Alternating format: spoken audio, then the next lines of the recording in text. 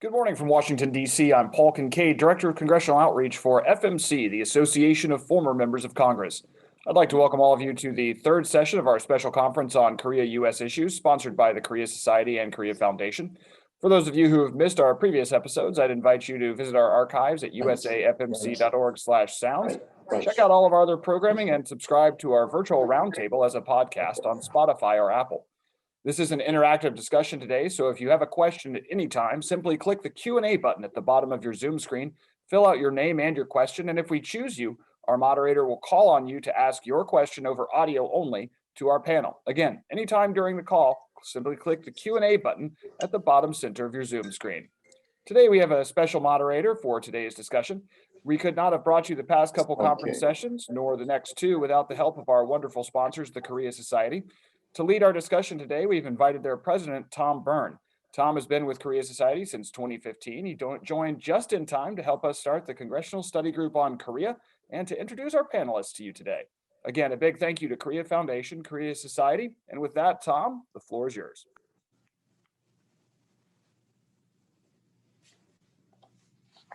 Third panel of the series, and the next and final panel is scheduled for December 8th. At 1 p.m. and it will focus on U.S.-North Korea relations. So let me introduce our two distinguished panelists. First is Representative Mike Kelly. Congressman Kelly represents Pennsylvania's 16th Congressional District in the United States House of Representatives. This is Tom, yeah. First elected, I think, excuse me for a second, I'm in my New York apartment and the people below are doing some renovations. So let me put the start right on time. Okay, maybe this is a little better. Take out some of the noise. Right, so Mike Kelly is the first elected to the House of Representatives in 2010. I think I have my mic on here. Yeah. Okay. He is a member of the House Committee on Ways and Means and serves as the ranking member on the subcommittee on oversight. He also serves on the subcommittee on health. Prior to entering Congress, prior to entering Congress, Congressman Kelly served on the Butler City Council and sat on boards of several local civic and organizations. I know Mike from his role as a co-chair of the Congressional Study Group on South Korea, in which I joined meetings he and other members of the group had in South Korea in 2018 and 2019. Our second panelist is Mr. William Reinsch. Bill holds the Scholl Chair of International Business at the Center for Strategic and International Studies, CSIS, and is a senior advisor at Kelly, Dry, and Warren, LLP. Previously, he served for 15 years as president of the National Foreign Trade Council, where he led efforts in favor of open markets and support of the Export-Import Bank and Overseas Private Investment Corporation against unilateral sanctions and in support of sound international tax policies, among other issues. From 2001 to 2016, he concurrently served as a member of the U.S.-China Economic and Security Review Commission. He is also an adjunct professor at the University of Maryland School of Public Policy. So before I kick off with my first question for Representative Kelly, I'd just like to give some statistics that frame the relationship, the trade and investment relationship between South Korea and the United States. South Korea is the United States' sixth largest trade partner, ahead of the United Kingdom and behind Germany. South Korean corporations have invested $61 billion in foreign direct investment in the United States, supporting 74,300 jobs here, according to the Department of Commerce. And most of those jobs are relatively high-paying jobs. U.S. and South Korea have an FTA. It's a high-quality FTA, entered into force in 2012 and was amended in 2018. My first question is to Representative Kelly. As we transition to a new administration, what are the prospects for a renewed approach to establishing multilateral trade agreements and cooperation? No, I'm gonna, this is always awkward doing this. Can you all hear me okay? I can, yes. Okay, good. All right. First of all, thank you for having me on. And Mr. Wright's always good being with you. And Also, Tom, good being with you all. Also, would just like to point out, yesterday there was a game played in Pittsburgh in Heinz Stadium, which I'm sure that Mr. Reinsch, you have a deep background of working with the Heinz people, with Senator Heinz, and we surely do miss him. So it's good to be with you. When it comes to the trade, I'm an automobile dealer first, and a legislator second. I spent most of my life in the automobile business, family business. But one of the affiliations I have is I'm also a Hyundai dealer and a Kia dealer, which during these times, especially the last couple of years, Chevrolet and Cadillac were other nameplates. I got to tell you, the fact that I was a Hyundai and Kia dealer actually allowed me to survive in a very difficult market. So when it comes to trade, especially when we talk about Korea, I don't think there's any more important time right now in the world than that we have a really strong relationship with South Korea, especially where we're looking at going in the position that China has taken on a lot of things. So I'm not sure on if it stands, and I'm still not one of those that is willing to give up the ship yet. I keep telling people, as long as there's one tick on the clock, we're still going to play our game here. If the Biden administration comes on board, I think we're going to have to watch them closely. I don't know that a possible Biden administration looks at trade the same way the Trump administration looked at trade. And one of the things that I think is absolutely critical to us, the stronger those relations are. And I will tell you this, I think we're more joined and more together on items that affect our wallets than things that we may think in our hearts are important to have. But there's no more important business relation in the world right now, I think, than we have in the Pacific with Korea. So, but I'm not sure the Biden administration looks at it that way. They're taking something and talking more about economic success. I don't think you can look at economic success and discount our relationship with the Republic. And I'm trying to wonder if you haven't been actually out in the world, how you could not look at that relationship and think that's absolutely critical to us being able to sustain any type of permanent position, not just with our military base there, but a relationship that exists for a part of the world where I think they live mostly in fear every day of what China could possibly do for them. I think most people were surprised. You talked about our trade relationship with the Republic and how strong it is in comparison to other countries that we've always looked at as our standards. There's nobody stronger with us, especially in that part of the world, than the Republic. And again, looking at where China's going and how aggressive China is and what's happened in the Spratly Islands and what they've been trying to do in establishing a military base, they being China, we need to let our friends and our allies in that part of the world know that we are with them the whole way on this. And the best way to keep people together, and I said this earlier, I agree, because I've been in business all my life, my best relationships have been with people where we're striving for mutual success. And that's usually an economic success that then makes it possible for these other things to take place.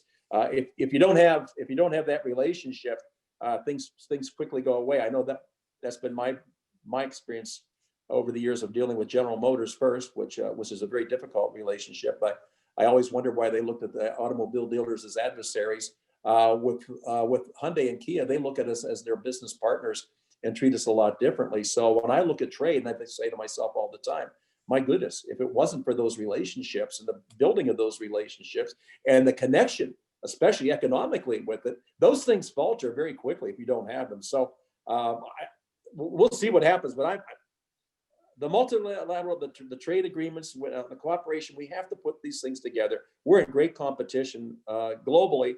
The competition is very strong right now, and I think we'd be foolish to think that somehow that's not the key to our economic success overall. So we'll see what happens. I'm hoping that the Trump administration is able to maintain its another 4 years. But as going forward, if it is the Biden administration, I am a little bit concerned about that because of past performance with the former vice president and his relationships when it comes to that part of the world.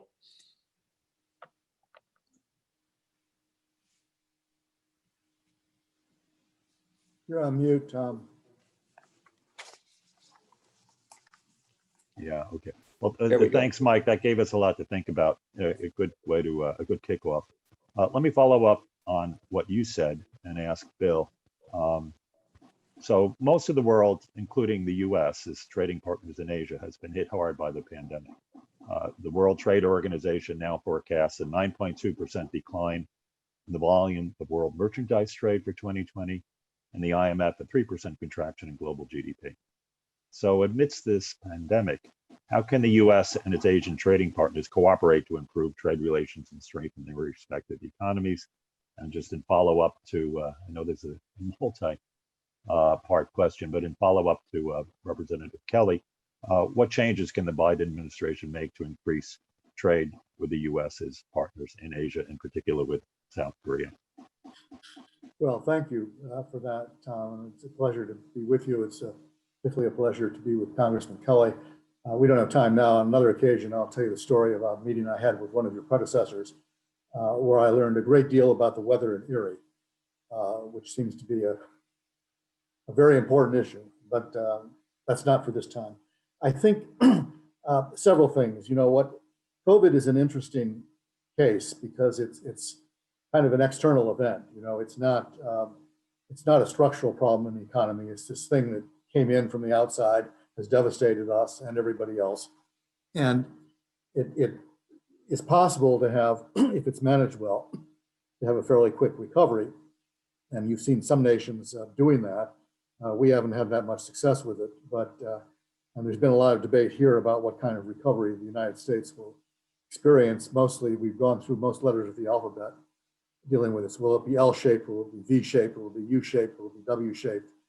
Currently, the expectation is it will be K-shaped, which is it will help some people, and some people will recover and some people won't. But I think an integral part of recovery is inevitably going to be restoring supply chains, of which Asia is an important part, and restoring trading relationships.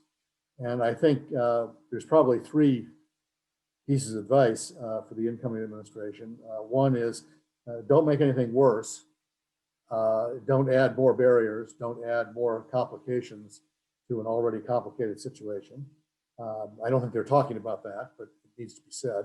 Second, remove the barriers that have been set up that are not necessary any longer.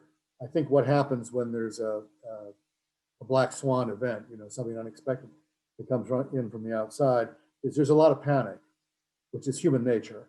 And panic then leads to protective measures, let's put it that way. And we saw that with personal protective equipment in the spring, and we've seen it with concerns about vaccines and medications and shortages. The natural inclination is to say we got to protect our own. That tends to make everything worse for everybody. And as panic subsides, the restrictions that have been built in tend to go away, and that's something that we should continue. I think the third thing is, which is something the Biden administration I think will get around to, although not right away, is we need to rethink and take a look at our regional trading relationships there. The first thing, one of the first things President Trump did was pull out of TPP. I think most people these days would say that was a mistake on many levels. It certainly was a mistake from the standpoint of the U.S. reaffirming its presence in the Pacific and trying to instill in confidence in the nations that are adjacent to China, that are always concerned about China throwing its weight around, let's put it that way. I think eventually the Biden administration will have to grapple with that question and will decide what it needs to do in terms of regional architecture in Asia. I think his security advisors will tell him, you need to get back into TPP, largely for the reasons the congressman was talking about. I think his trade advisors will tell him that that's a politically fraught issue, particularly in the Congress, and that he needs to proceed carefully. And we'll see what he does with that. I think probably, I just close by saying there is a time-tested strategy for that, for presidents for that. Clinton did it, Obama did it. Actually, the Speaker Pelosi did it with USMCA, which is to declare the existing structure unsatisfactory, say you're going to fix it, go have a negotiation, pronounce it fixed, and then get back in. I think that's what we'll see. although it's going to take several years to get there. But I think that'll be very important, and it'll be important for the region, and it'll put back then again into Korea's hands the question of whether this is an architecture they want to join as well in the form of CPTPP. If I can just follow up quickly, Bill, it sounds like you would advise the Biden administration to reconsider and join the TPP. Now it's called the R. Yeah, I think they have to. And my advice to the Koreans would be the same thing. Building a regional economic architecture there makes a lot of sense. They've taken the first step with RCEP, which I think we're going to get to in this conversation. That's not as ambitious an agreement as TPP was or CPTPP is. And you kind of got competing agreements here. The U.S. is in one, we're not in one, could be in one. It's not in RCEP. We want to play, we've got to be in. Well, following up on that, so RCEP, the Regional Comprehensive Economic Partnership, I think this was really Beijing was the impetus for this. Anyway, China-led regional trade pact in Asia Pacific was finally signed after many years in November last month. I think some people have the view that this agreement is shaped by Beijing is trying to forge a counterweight against American influence in the region. So U.S.-China competition continues in the region. Will this in any way impact long-term U.S. bilateral relations with its Asian trading partners? And what should the U.S. do with China getting RCEP put into place?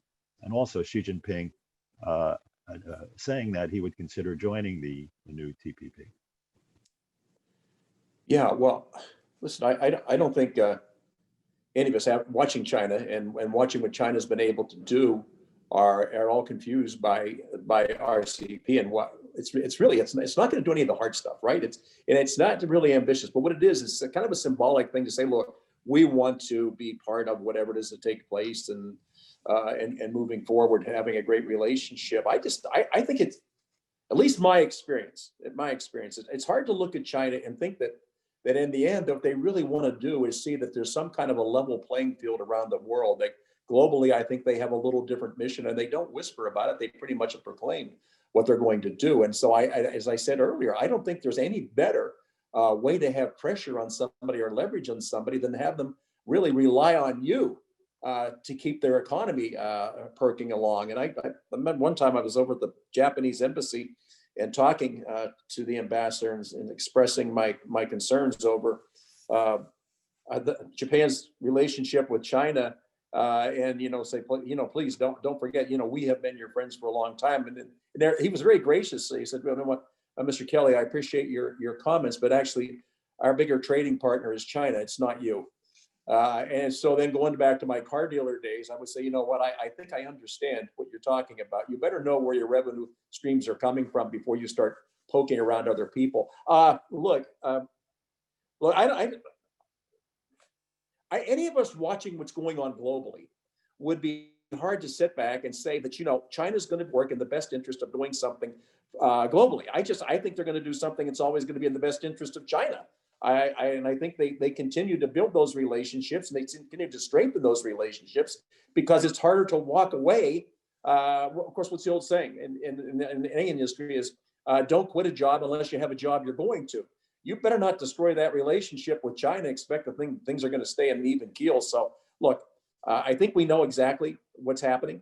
We know what we have to do, and we know we have to still remain strong. I like the president and the current administration's position of calling out China for what China is, and then trying to let our allies know that it's important that they still know that when we're in that area, they still need to rely on us. I was always interested in the Trade Promotion Authority that the Congress had, so the administration can go ahead and do what they want to do, but then they have to come back to the Congress to make sure that that blessing is there and that we're acting in the best interest and we're on the same page. So look, I think challenging China is something that, and anybody that doesn't think about that's what we have to do, is walking away from our toughest competitor and one that is really, as I said earlier, its eyes are on being the biggest and the most successful and the most powerful country on the face of the earth. So I think understanding that makes it a little bit easier then to figure out what it is we have to do.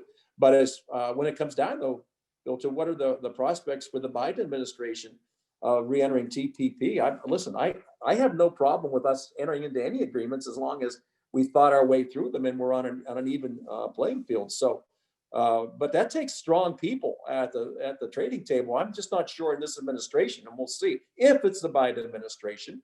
I have a great relationship with Bob Lighthizer, and I think when you talk to him, it's pretty clear about who you want at the bargaining table. I don't want somebody who's going in there thinking differently than the path that we've been on, and especially when it comes to competition.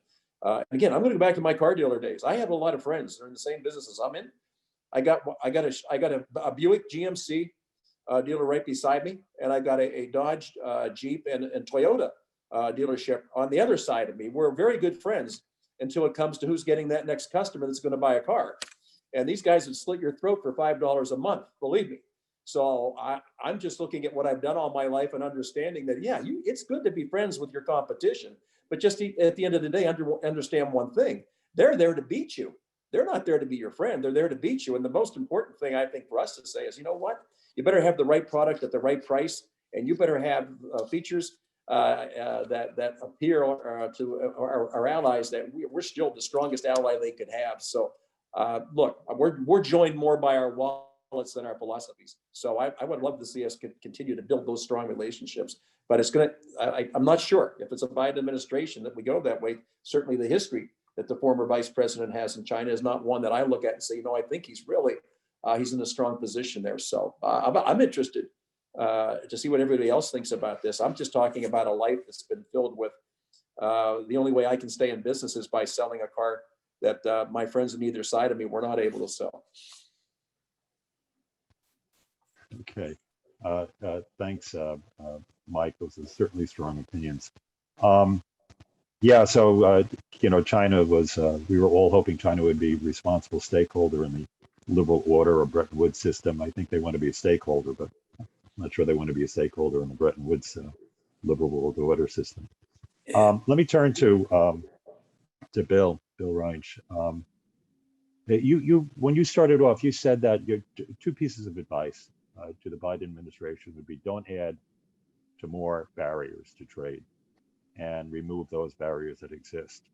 So what's your advice, or what do you think about the trade barriers imposed under the Trump administration, such as placing Section 232 tariffs on steel imports?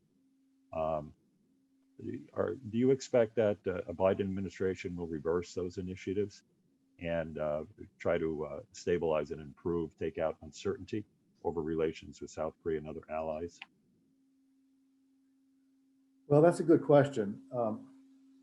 I don't expect sudden change on this. I was at a similar event like this with a colleague who, from a different think tank, that was predicting that the steel tariffs would go away right away, and that the China tariffs would stick around for a while. And I said it's more likely to be the opposite, although I don't think either is going to go away right away. What Biden is indicating, when he said it, he was explicit about this yesterday on the China tariffs, was don't expect rapid moves in these areas. He's going to review policies. That's every incoming president says that, and that's exactly what they should do. One of the mistakes I think that most incoming presidents make, and I was in the Clinton administration and we made some, and then I watched his successor make the same mistakes, which is the minute you come in, if you're coming in from the opposite party, you assume that everything your predecessor did was a mistake and you need to get rid of it. And the answer is, not everything is a mistake. And it makes sense to actually look at the policies before you decide that they're all wrong, and then throw out the ones that you've decided are incompatible with your views, but keep the ones that are not. I think the 232 cases are ones that they'll look at rather carefully. I don't think you'll see new ones from him. It's a controversial statute. And as the congressman knows, there's a number of members of Congress who are concerned about simply about this administration's use of it, and have proposed actually two different ways to address that, to limit the president's authority, which have gone nowhere because the two bills are not the same and they can't reconcile them. But it's an indication of some unhappiness about it. I don't think you'll see new ones, although in fairness, this is a petition process. People can come in from the outside and say, I have a grievance, and the government then has to take a look at that. So that could happen. And I think with respect to steel and aluminum, I think the way the Biden administration will approach it, in a way, it's sort of what we say a lot about the difference between the two parties on trade. Same diagnosis, different prescription. I think that the Biden people will agree with the Trump people that the problem is global overcapacity in steel and aluminum, and coming in other areas. Watch for semiconductors in a few years. The problem is overcapacity, and the culprit is China, which now in steel accounts for virtually half of the total steel capacity, more than half, I think now, of the total steel capacity in the world. So the question is, how do you deal with that? And you deal with that by trying to push it all back on them and basically make them eat their surplus rather than let them dump it on the rest of the world, which is what's been going on. The Trump approach was to try to accomplish that via putting tariffs on everybody else in the hope that they would then do the same thing to China. That hasn't worked very well. Most of the people that we put tariffs on responded by retaliating against us rather than retaliating against China. So I think that Biden will see the same problem and analyze the problem the same way, but we'll take a different approach. And probably the best approach would be to try to, it'll be a diplomatic approach. And he's a believer in coalitions and a believer in teams. He's a multilateralist rather than a unilateralist. And I think his approach will try to get other countries that have the same problem with China that on steel and aluminum that we do, to look at the problem the same way and to take coordinated collective action against China. And I don't think you're going to see the tariffs go away unless and until we can put that together. Maybe I could quickly follow up and ask Representative Kelly what he thinks about the Section 232 tariffs, particularly as they're directed towards our U.S. allies. Having trouble hearing you. Can you speak up a little bit? Yeah. So Mike, following up on what Bill said, what's your view on the utility and effectiveness of the Section 232 tariffs, taking everything into consideration, particularly levied against the South Korean companies? Yeah, well, what I can speak to is that, and I think Bill's right. So we levy tariffs. We have then it goes back and forth, right? It goes back and forth. We do something to you, you do something to us. And I would just tell you this, and I think the president made a really good statement early on. In a country that can't produce its own steel, they can't protect itself. So if you look at what's gone on, and we've ceded a lot of market share over the years, and I think very falsely assuming that somehow by doing this, we're going to build these stronger coalitions. I will tell you one thing. I'm a General Motors dealer. Let me just share this with you. When I started come out of Notre Dame, go back to our family business. In 1970, 1 out of every 4 new cars sold in America was a Chevrolet, not a General Motors. Just all General Motors was much greater than that. 1 out of every 4 cars in 1970 was a brand new Chevrolet. In 1970, 1 out of 3 trucks sold in America was a Chevrolet truck. Now, when you look at that type of market and you look at that type of market penetration, and I can tell you today, if you were to look not at Chevrolet, but look at General Motors and start thinking, you know what? Instead of having 25% of the automobile market and 33% of the truck market, General Motors combined right now with everything does somewhere around 15% in those markets. I will just say, once you lose your market share, you don't get it back because you think the people you're competing against are going to feel sorry for you.